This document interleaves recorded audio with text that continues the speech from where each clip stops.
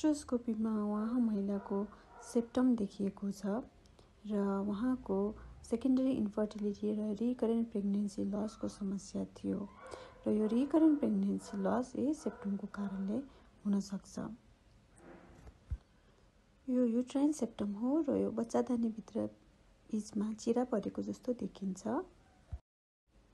यो दायाँपट्टिको ट्युबको वाल हो जसलाई अस्टिया भनिन्छ, नर्मल छ। देब्रेपट्टिको अस्टिया हो, नर्मल देखिन्छ। र त्यसपछि हामीले हिस्ट्रोस्कोपिकली सेप्टललाई रिसेक्सन गर्यौं भन्नाले त्यसलाई काट्यौं, जसले गर्दा बच्चादानीको स्पेस ठुलो हुन्छ र यो उपचारबाट पटक पटक खेर जाने समस्याबाट केही समाधान हुन सक्छ।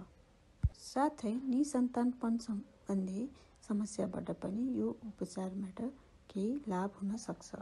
युटेराइन सेप्टम एउटा जन्मजात समस्या हो।